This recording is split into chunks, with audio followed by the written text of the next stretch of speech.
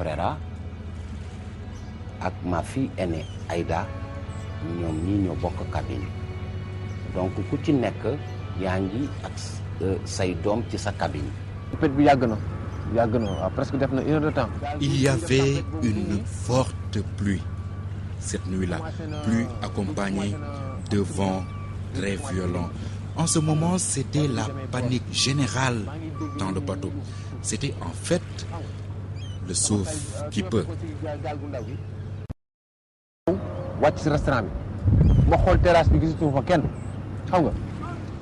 Moi, j'essayais difficilement d'aller chercher refuge au restaurant. C'est en ce moment qu'il y a eu une coupure d'électricité. Ça faisait très sombre, on ne voyait rien dans le bateau. Ça criait de partout. D'ailleurs, les cris résonnent encore au creux de mes oreilles, ce que j'ai du mal à expliquer, même si certains me prennent souvent pour un fou. C'est en ce moment précis que le bateau sombrait doucement, mais sûrement. Moi, je m'étais dit que c'était... Vous voyez la mort là, devant moi. Elle venait devant moi.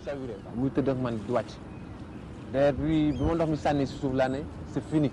Le manque, l'absence, qu'on n'arrive pas à apprivoiser. On ne peut pas. Moi, tous les jours, je me lève avec ma fille. Tous les soirs, je me couche avec ma fille. Toutes les familles de victimes sont comme ça. J'ai rencontré des étudiants qui ont perdu des amis. J'ai rencontré encore une orpheline de 25 ans. Elle avait 17 ans quand elle a perdu son papa. Mais la souffrance, elle arrive après aussi. Plus tu grandis, plus tu vieillis, plus tu as un manque. Aujourd'hui, je n'ai pas de tombe.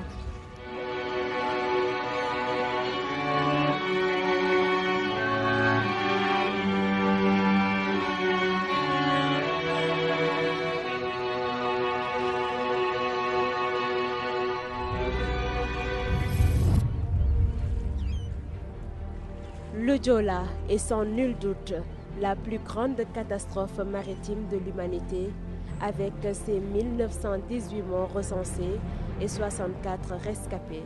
Le nombre exact de victimes demeure une énigme, car dépassant de loin le chiffre officiel avancé. Il y aurait plus de 2000 victimes.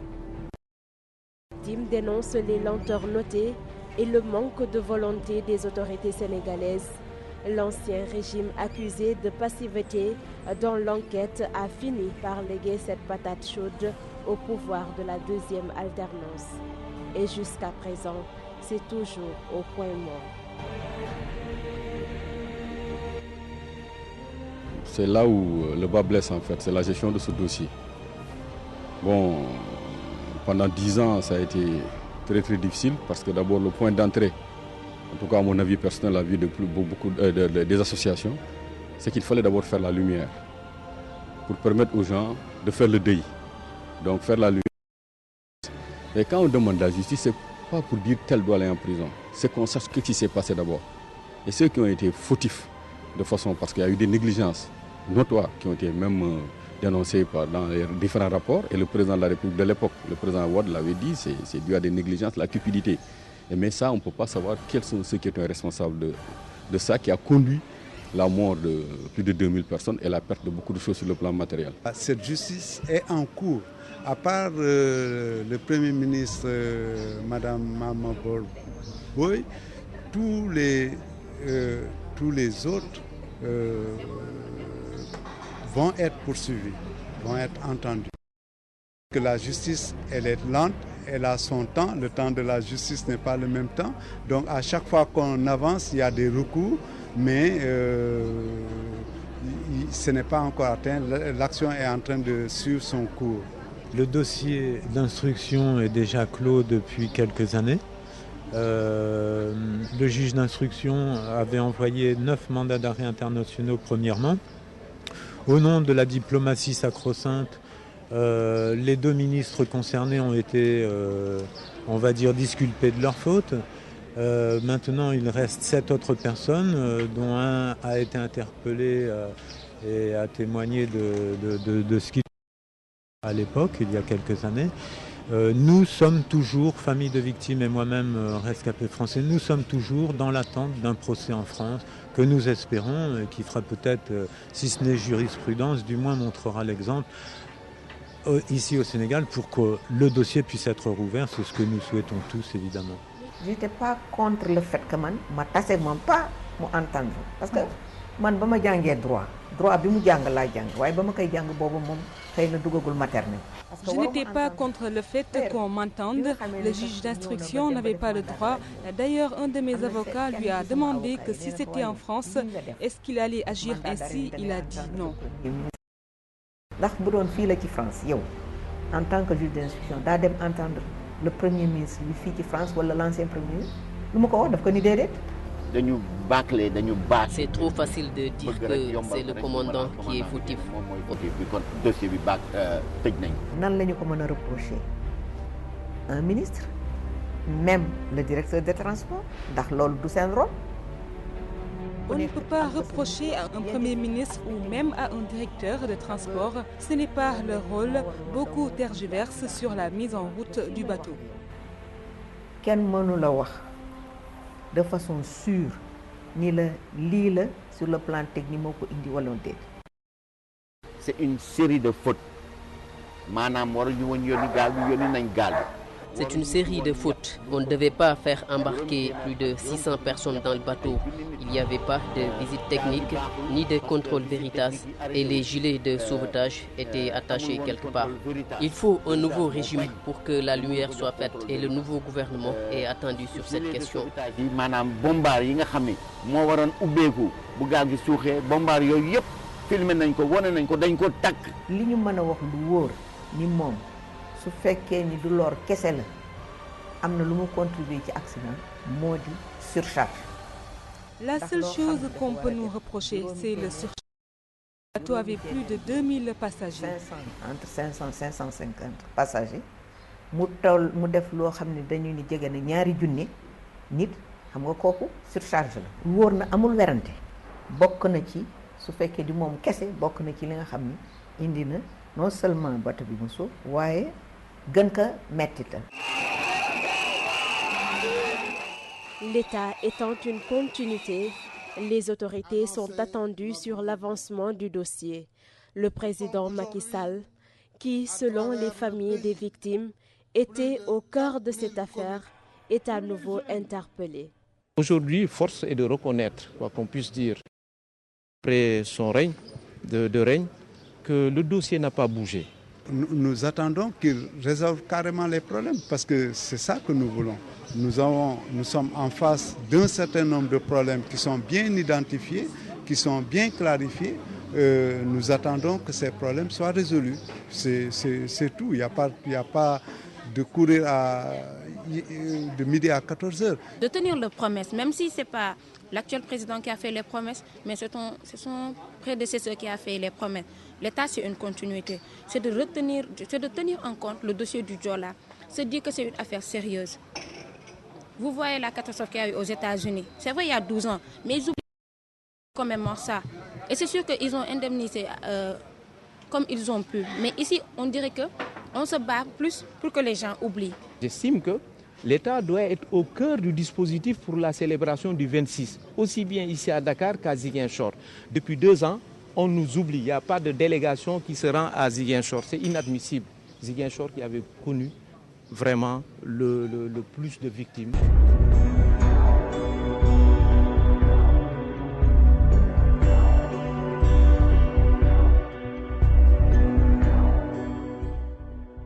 Douze ans après ce drame, les mêmes problèmes persistent. La prise en charge des rescapés du Joola demeure une véritable équation.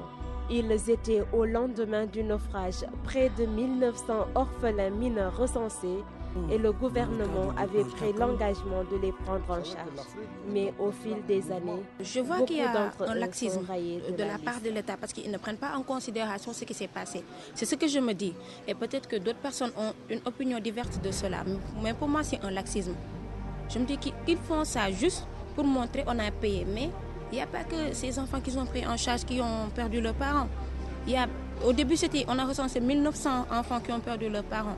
Moi, à l'époque, je n'avais pas encore 11 ans, donc jusqu'à présent. Donc, je fais une discrimination. Les orphelins, franchement, ici à Ziguinchor, ils ne sont pas respectés. Ils vivent dans des conditions précaires, c'est difficile. L'État nous a promis depuis 2002 de nous prendre en charge, mais jusqu'à présent, on n'a rien vu. Jusqu'à présent, nous n'avons rien vu. Et même il y avait des ONG qui avaient pris les enfants en charge, mais à cause de ce que l'État avait dit, donc ils n'ont plus pris les enfants en charge. Donc ce sont les parents qui se débrouillent pour payer la scolarité des enfants. Et c'est vraiment très dur. Donc les promesses, il n'y a rien, on n'a rien vu jusqu'à présent. L'État avait promis d'en faire des pupilles. Mais malheureusement, la loi n'a été votée que 4 ans plus tard. Le décret d'application 6 ans après. Et ces gens n'ont finalement commencé à être pris en charge que 10 ans après. Et dans ça, ils disent on ne prend pas en charge ceux qui sont âgés de plus de 18 ans. Ça veut dire qu'on laisse en rade tous ceux qui, au moment du naufrage, avaient plus de 8 ans. Donc c'est une bonne partie. Donc sur les 1900, on s'est retrouvé avec un groupe qui faisait 696. Et dans ces 696, chaque année, on en perd parce que chaque année, il y a des gens qui atteignent l'âge de 18 ans et dès qu'ils atteignent cet âge, ils sortent du lot. Il y a eu trop d'orphelins qui sont laissés en rade. N'ont pas bénéficié du suivi psychologique dont ils avaient besoin. Et jusqu'à présent, ils en souffrent. Ils se rendent compte qu'il y a des problèmes à ce niveau.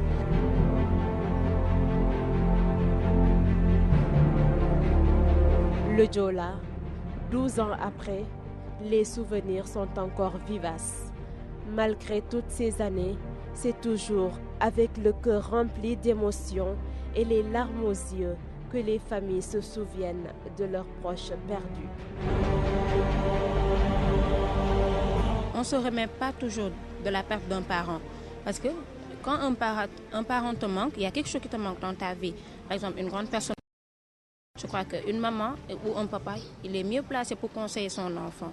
Donc je ne crois pas que je me suis remis de ça. C'est un jour qu'on ne va jamais oublier.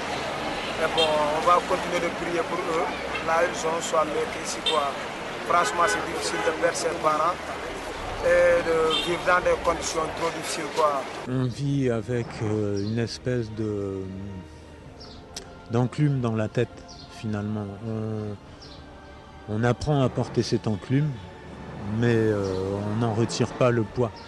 Et finalement, c'est difficile. Et comme je le disais, j'ai insisté sur ce point souvent, c'est à travers notre témoignage qu'on peut... Pas du poids, mais de la responsabilité. On le vit toujours de manière intense, mais aussi on se désole que les problèmes ne soient pas encore réglés 12 ans après. Donc c'est dommage qu'on ne puisse pas passer à autre chose de plus dynamique, de plus constructif pour la société, pour le pays. Mais c'est quand même 12 ans où on se dit que les problèmes, ça pouvait être résolu de manière plus rapide. On n'oublie pas la mort d'un enfant, surtout des enfants. On les survit. Donc on essaie ce drame qui, a des jours, il faut le dire, quand on se souvient de certaines choses, on est complètement à plat. On vit ce drame, mais la foi fait qu'on a pu surmonter quand même. Souvenir bi rek mooy souvenir de souffrance parce que bi ñu fa demee vraiment da ngay gis yaay bu jàpp doomam bëgg ko sauver ànd ak moom dem da ngay gis papa bu téye doomam ci loxo. C'est un souvenir de souffrance. On avait vu des images atroces. Les parents qui avaient leurs enfants entre leurs mains, c'était émouvant. waaye mujjewul ko génnee ba moom ak pap doom yi ñu des fa. Toujours la même souffrance, toujours la même peine. Je partage chaque cérémonie avec toutes les familles de victimes.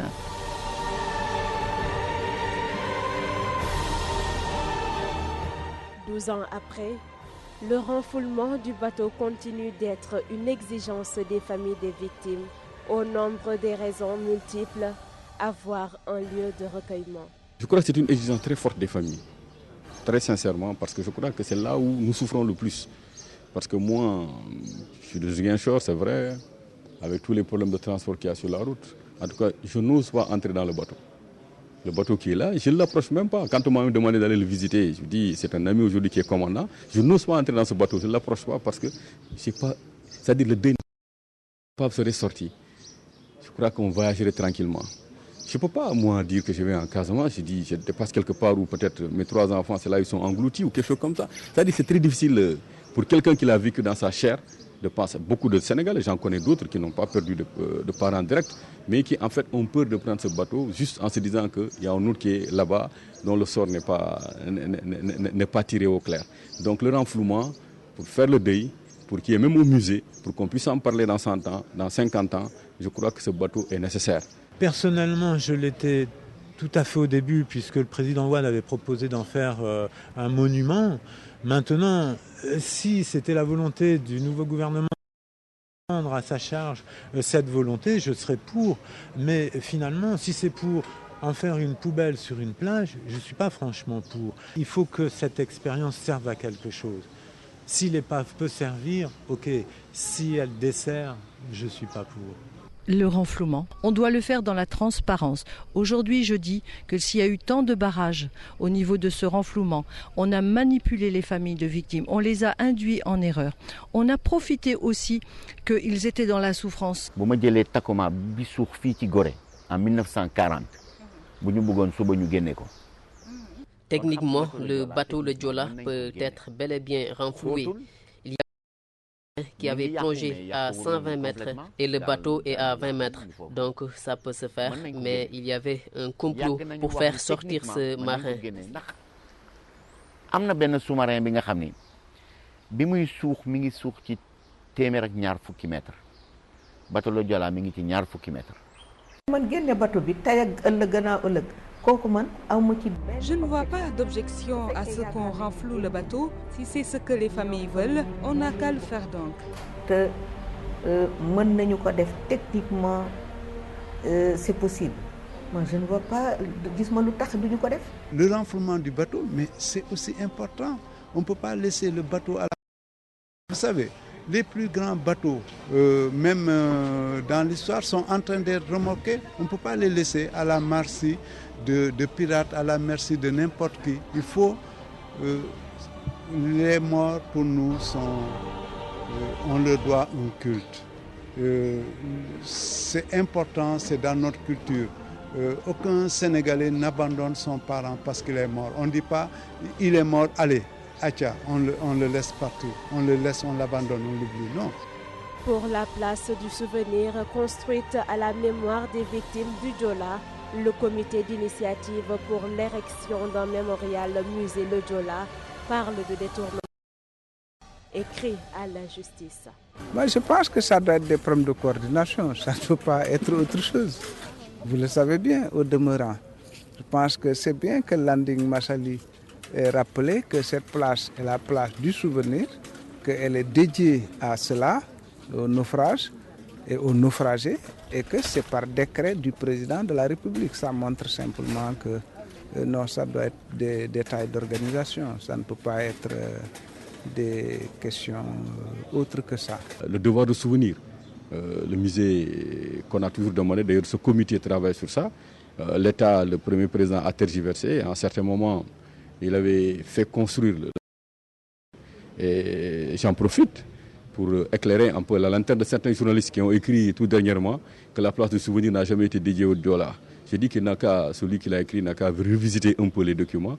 Il y a le décret de juin 2003 qui a créé la place du souvenir. Et dans ce décret, s'ils le visitent, ils verront que le Joola est bien cité là-dedans, dans l'exposé des motifs. Donc cette place du souvenir sert à autre chose. Mais nous allons y aller, comme nous y allons depuis 2007, je crois. Chaque année, on va déposer une gerbe de fleurs pour montrer que le Joola est là encore, même si les gens font semblant de l'oublier. La construction d'un musée est plus qu'une nécessité. Selon les familles, ce naufrage qui a marqué à jamais les cœurs et les esprits tombés dans l'oubli. Un peuple ne peut pas vivre sans mémoire, sans histoire. Le peuple a besoin, pour faire son unité, de valeurs. Et dans ces valeurs, il y a son histoire, il y a sa mémoire. Tout ça, ça fait partie de son patrimoine, comme on l'appelle. Donc le patrimoine est important pour fonder une nation. Je pense que le bateau le Joola, le naufrage du bateau le Joola, c'est la plus grande catastrophe maritime civile de toute l'histoire de l'humanité. Donc c'est important qu'on puisse en tenir compte, qu'on puisse assurer le devoir de mémoire par la construction d'un mémorial. Disait le professeur Malick Ndiaye, le Joola est fait partie du patrimoine du Sénégal. Ce patrimoine, on n'a pas voulu l'exploiter. Le patrimoine parce que toutes les grandes nations se sont bâties à part de crises, de fortes crises. Alors maintenant, les Sénégalais attendent-ils qu'il y ait une crise beaucoup plus profonde encore que le Joola pour pouvoir rebâtir le Sénégal, où le Joola était suffisant. À mon avis, le Joola était suffisant pour rebâtir le Sénégal. Mais il fallait poser tous les problèmes, montrer le bateau, le navire, montrer des cadavres, montrer tout ce qui sont restés là-dedans pour qu'on comprenne l'ampleur. Nous, on va souffrir, qu'on le montre ou non, on continue à souffrir. Mais les autres qui ne l'ont pas beaucoup senti, c'est en ce moment qu'ils l'ont senti, et c'est la majorité des populations. Ils l'ont senti en tant que drame, mais ils ne l'imaginent pas en tant qu'ampleur. Je crois que c'est là où se situe la difficulté. C'est des questions de dignité humaine, c'est des questions de mémoire, c'est des questions fondamentales. Obama, le jour du 11 septembre, il est là présent, entouré des citoyens américains pour commémorer. Même si les obligations du président de la République sont telles qu'il est obligé de se rendre à l'ONU pour la période, j'estime quand même que le Premier ministre et les autres membres du gouvernement doivent accompagner pour vraiment rehausser de leur présence, pour commémorer ensemble avec les familles des victimes. Aucune leçon n'a été tirée de cette catastrophe maritime, pourrait-on dire. Après une décennie, les mêmes faits et gestes d'insouciance sont revenus dans le quotidien des Sénégalais. La surcharge dans les transports publics en est une parfaite illustration. Non, on n'a pas suffisamment tiré de leçons sur le drame de ce bateau. Qui pouvait beaucoup nous apprendre, mais on n'a pas tiré nos comportements de tous les jours, le monde, notre réaction face aux dangers, la compréhension que nous avons de la sécurité humaine. Beaucoup de facteurs restent encore qui montrent en tout cas que la population, aussi bien l'État du Sénégal, la population dans toutes ses composantes, n'a pas encore pris pleinement conscience de la sécurité dans notre pays. Je ne condamne pas aussi les gens. C'est parce que le naufrage a été très mal géré. Moi je dis, les Sénégalais jusqu'à présent ne savent pas ce qui s'est passé. Parce qu'on leur a caché le drame. On voit que les choses ne changent pas pour certaines choses, d'autres changent, d'autres ne changent pas, mais les abus de surcharge des véhicules par exemple, nous-mêmes si on pouvait être davantage écoutés sur la question du Joola, on a le sentiment que des choses pourraient changer. Or, en voyant qu'elles ne changent pas, forcément on culpabilise de ne pas parler assez, de ne pas communiquer assez. Mais on dirait que quand on avance, quand on va dans la rue, on voit les cars et tout ce qui se passe, on dirait que personne ne se... Certains même te disent « Ah, quand il y a qu'on passe, maintenant 16 ans ». Alors que ce sont des choses qu'on ne doit pas oublier. On voit des bus qui font la course alors qu'ils ont 60 pères de famille avec eux. Ça, c'est grave. Même au niveau des aéroports et autres, on a le même problème.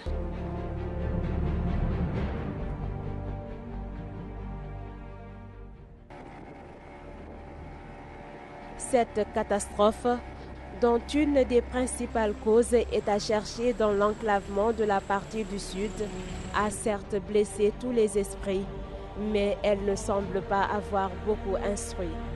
La Casamance continue de souffrir du transport. A assuré la liaison Dakar-Ziguinchor, l'avion coûte cher. Il n'est pas toujours au rendez-vous et les routes ne sont pas praticables entre la région naturelle de la Casamance et le reste du pays, ce qui explique le retour des comportements à risque dans les transports en commun sur cet axe Dakar-Ziguinchor qui reste un calvaire pour les usagers.